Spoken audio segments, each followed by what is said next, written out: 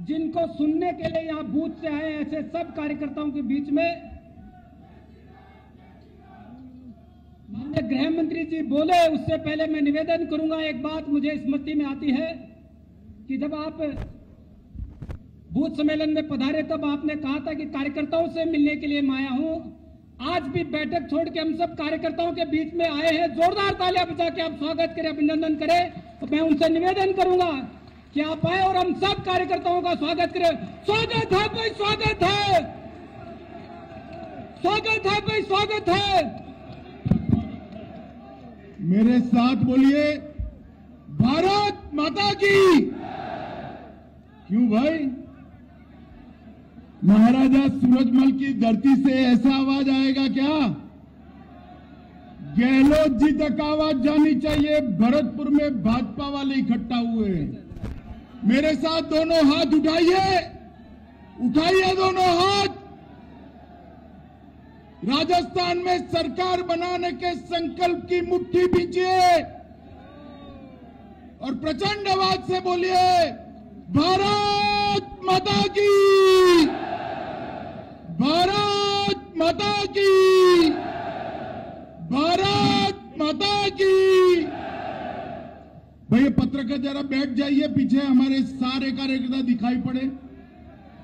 बैठ जाओ भैया, जरा सेट कर। मैं यहीं रहकर बोलने वाला हूं। आज के इस विराट कार्यकर्ता महाकुंभ में मंच पर उपस्थित राजस्थान भारतीय जनता पार्टी के अध्यक्ष श्रीमान सीपी जोशी जी, भारतीय जनता पार्टी की नेता और पूर्व मुख्यमंत्री श्रीमती वसुंधरा राजे सिंधिया जी, हमारे केंद्रीय मंत्री भाई गजेंद्र सिंह शेखावत जी, श्रीमान अर्जुन मेघवाल जी, श्री कैलाश चौधरी जी, श्री अरुण सिंह जी, हमारे संगठन के बहुत पुराने कार्यकर्ता, राजस्थान के नेता और गुजरात में भी पार्टी बनाने में जिनका बड़ा योगदान है, ऐसे श्री ओम प्रकाश माथुर जी,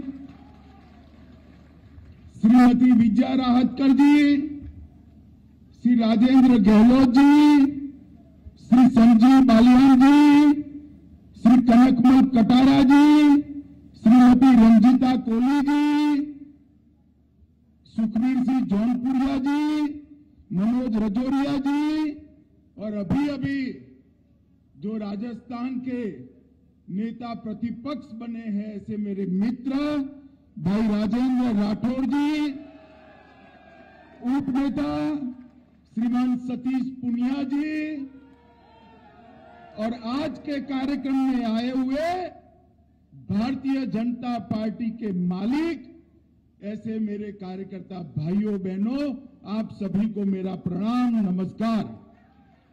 आज मैं यहां आया हूं, यह भूमि मैया काली देवी की भूमि है, मदन मोहन जी की भूमि है, त्रिनेत्र गणेश जी की भूमि है, और मंचकू स्ट्रीट लाडली जगमोहन की भूमि है। इस सबको मैं प्रणाम कर कर मेरी बात की शुरुआत करना चाहता हूं। आज राजस्थान की इस वीर भूमि पर राजस्थान के लोक देवता वीर तेजा जी, बाबा रामदेव जी, गोगा जी महाराज, प्रभु जी महाराज, भगवान देव नारायण जी, गुरु जम्बेश्वर जी और देव बाबा जैसे लोक देवताओं को भी प्रणाम कर कर मैं यहां अपनी बात की शुरुआत करता हूं। और सबसे पहले भरतपुर में आया हूं, जिन्होंने देश को मुगलों के शासन के मुक्त कराने के लिए पूरा जीवन लगा दिया, वो वीर सूरजमल जाट महाराज को भी प्रणाम करना चाहता हूं। मित्रों, सूरजमल जी ने अपने पराक्रम का लोहा मनवाया था। यहां लोहगढ़ के किला ऐसा निर्माण किया जिसको मुगल कभी हरा नहीं सके। वो सूरजमल जी को बार बार प्रणाम करते हैं। मित्रों, आज यहां पर 4 जिले और 19 विधानसभाओं के 8640 बूथ अध्यक्ष और बूथ के महामंत्री, ऐसे हमारे 24,000 से ज्यादा कार्यकर्ता यहां मौजूद है। आप सभी एक बार भारतीय जनता पार्टी के राजस्थान भर के कार्यकर्ताओं के लिए ताली बजाकर कार्यकर्ताओं का स्वागत करिए। मित्रों, आज मैं यहां आया हूं तब पूरे देश भर में पंचायत से पार्लियामेंट तक पार्टी की विजय पताका मोदी जी के नेतृत्व में फहरा चुकी है। एक जमाने में कांग्रेस के नेता संसद में हमें ताना लगाते थे, हम दो हमारे दो का सूत्र भाजपा ने अपनाया है। हमारे 2 ही सांसद थे, मगर आज वो कांग्रेस पार्टी को लोकसभा में विपक्ष के नेता का भी स्टेटस नहीं रहा है। मित्रों, ये जो दिन है, आज ये भारतीय जनता पार्टी का यश है, ये भारतीय जनता पार्टी का विस्तार है। वो हमारे बूथ के कार्यकर्ताओं के पराक्रम और हमारे बूथ के कार्यकर्ताओं के परिश्रम के आधार पर है। और कोई पार्टी नेताओं के आधार पर चल सकती है, मगर भारतीय जनता पार्टी जब कोई भी विजय प्राप्त करती है, आप निश्चित मानकर चलना, वो विजय मेरे बूथ पर खड़े हुए बूथ के कार्यकर्ता का विजय। मित्रों, मोदी जी ने इस 10 साल के अंदर देश के चप्पे चप्पे पर भारतीय जनता पार्टी का निशान, कमल निशान, भारतीय जनता पार्टी का झंडा और भारतीय जनता पार्टी की विचारधारा को पहुंचाने का काम किया है। अभी अभी राहुल बाबा ने बड़ी यात्रा करी, देश भर में पैदल चले, अच्छा ही किया। मगर मैं एक पत्रकार सम्मेलन में गया तो पत्रकारों ने पूछा, कितनी बड़ी यात्रा कर आए, नतीजा क्या होगा? मैं कोई इतनी बड़ी यात्रा कर आए, कांग्रेस के गढ़ जैसे नॉर्थ ईस्ट के अंदर 3 चुनाव हुए, कांग्रेस पार्टी का पूरा सफाया हो गया। माताओं, भाइयों, बहनों, मोदी जी ने जिस तरह से भारतीय जनता पार्टी के माध्यम से भारत की जनता की आकांक्षाओं की पूर्ति की, भारत को सुरक्षित बनाया, भारत को समृद्ध बनाने की नींव डाली, घर घर तक शिक्षा पहुंचाने का कार्यक्रम किया है और गरीब कल्याण का हमारा जो सूत्र है उसको मोदी जी ने चरितार्थ किया है। इसका परिणाम है कि चुनाव कहीं पर भी हो, पूर्व में हो, पश्चिम में हो, उत्तर में हो, उत्तर पूर्व में हो या दक्षिण में कर्नाटक में होने वाला हो, विजय भारतीय जनता पार्टी की ही होती है। माताओं, भाइयों, बहनों, मोदी जी ने इस 9 साल के अंदर देश के 13 करोड़ गरीब माताओं के घर में गैस का सिलेंडर भेजा, 3 करोड़ से अधिक घरों में बिजली पहुंचाई, 4 करोड़ से ज्यादा घर गरीबों के लिए बनाने की शुरुआत की, लगभग कोरोना का 230 करोड़ लोगों को टीका लगाया। इतने सारे कार्यकर्ता है, बताओ भाई, कोरोना के दोनों टीका मिल गए या नहीं मिले हैं? जरा हाथ ऊपर करो तो मिले हैं या नहीं मिले हैं? मोदी जी ने भारत को कोरोना से सुरक्षित करने का काम किया। हर घर में शौचालय पहुंचाया, 55 करोड़ लोगों को 5 लाख तक का पूरा स्वास्थ्य के खर्चे की चिंता से मुक्त कर दिया।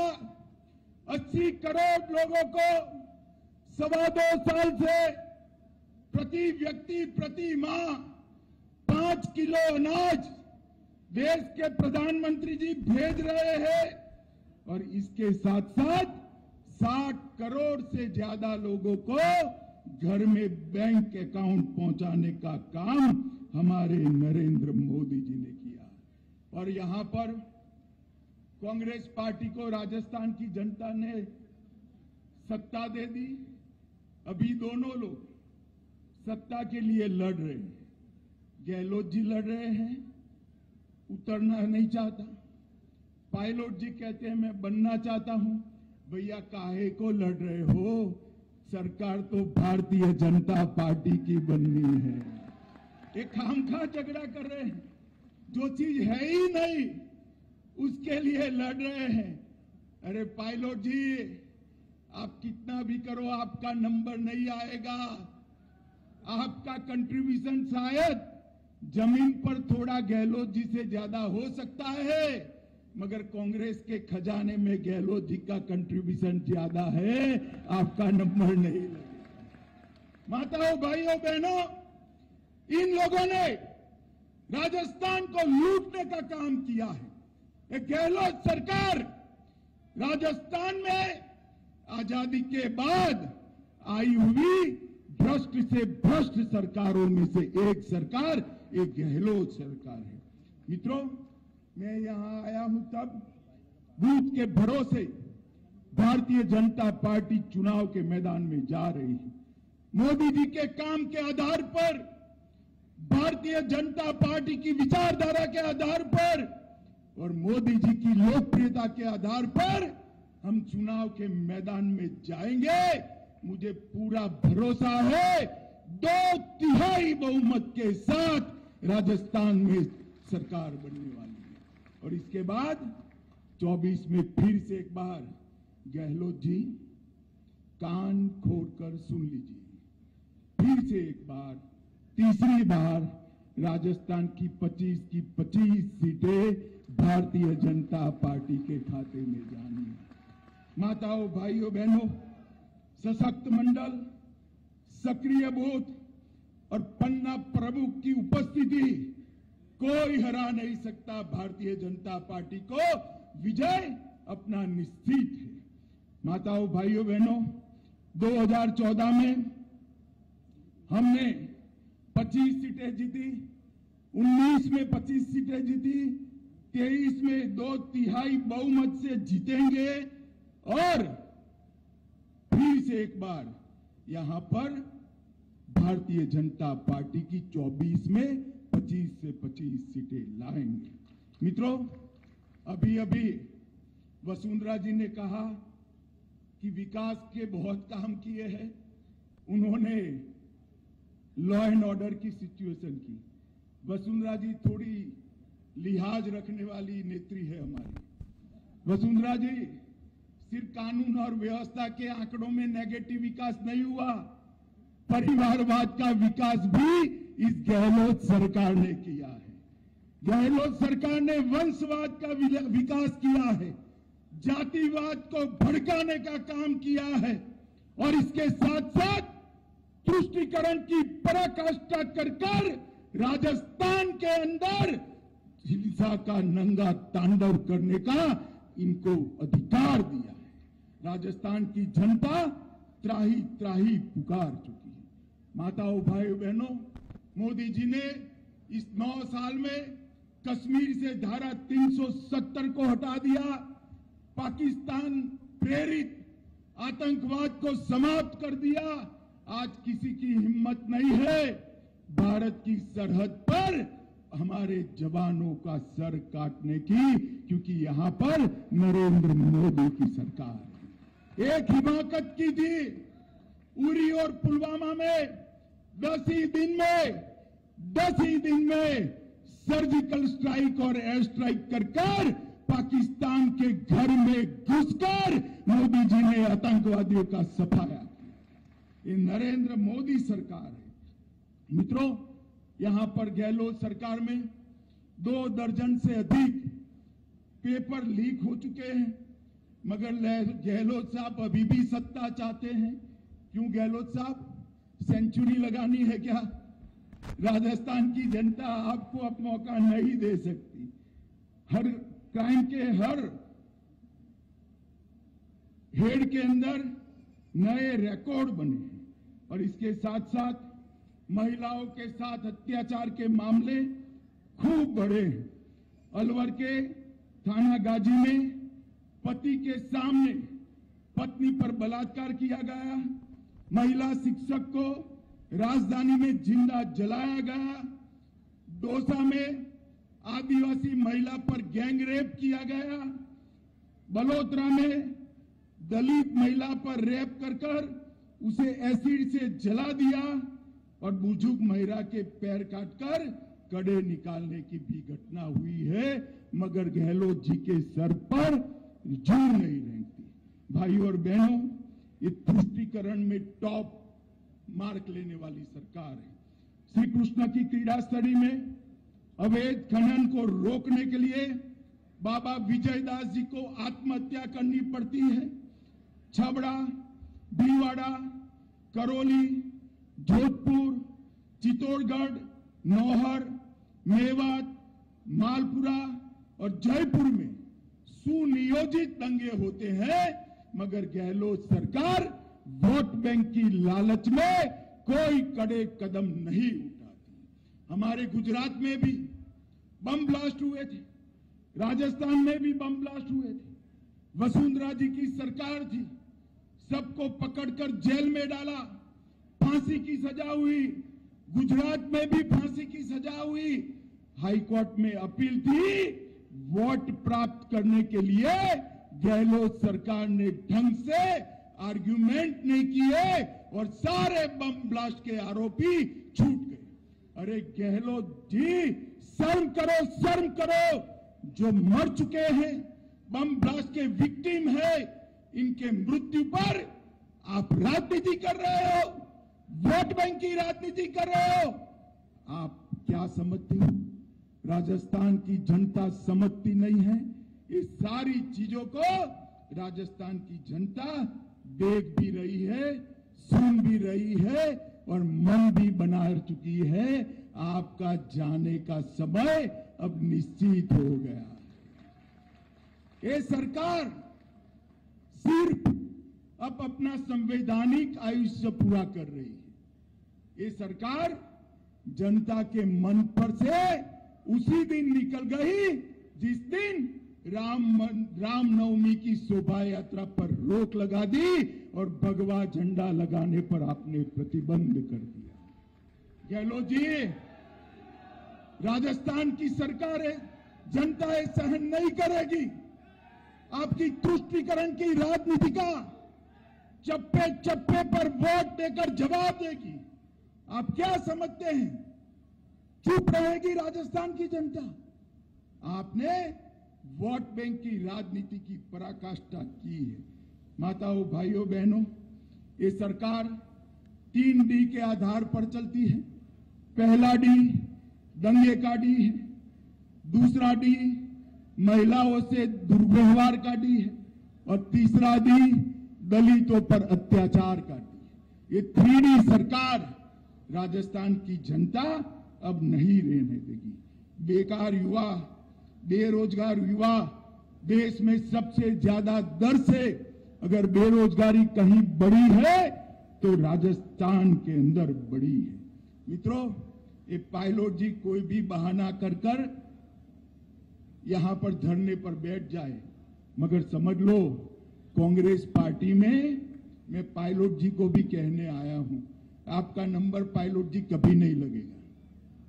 क्योंकि मैंने कहा उस तरह से कांग्रेस के खजाने में कंट्रीब्यूशन आपका कम है, आप कर नहीं सकते हो। गहलोत जी ने राजस्थान की जनता को, राजस्थान की सरकार को भ्रष्टाचार का अड्डा बनाकर लूटने का काम किया है और वो भ्रष्टाचार का खजाना कांग्रेस के खजाने में गया है। मित्रों, मोदी सरकार ने राजस्थान के अंदर ढेर सारा विकास किया है। राजस्थान के अंदर कई सारे इंफ्रास्ट्रक्चर के काम किए हैं, जन औषधि केंद्र बनाए हैं। लगभग कपास और धान की एमएसपी, धान में 2040 रुपया, कपास में 6080 रुपया करी। राज्य मार्ग और मुख्य विकास कार्य के लिए 1600 किलोमीटर सड़क दी है। 80 लाख किसानों को किसान सम्मान निधि दी है। 81,20,000 शौचालय बनाए हैं। हमारे गजेंद्र जी बैठे हैं। जल जीवन मिशन के अंदर 4272 करोड़ रुपया खर्च कर ताली बजा दो एक बार गजेंद्र के लिए।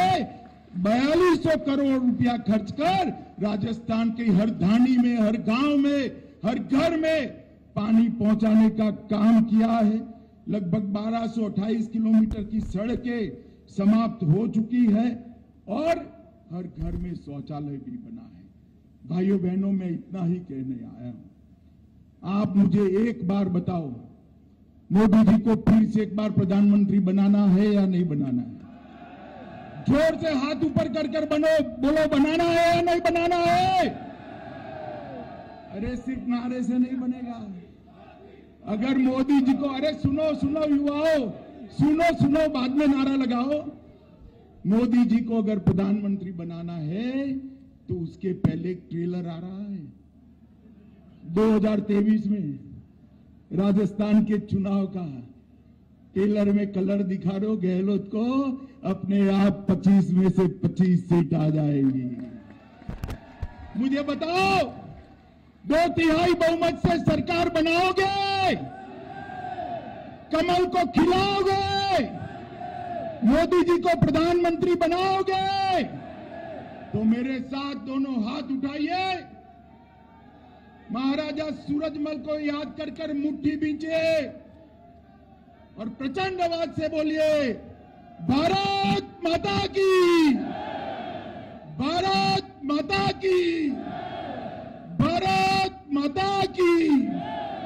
वंदे वंदे वंदे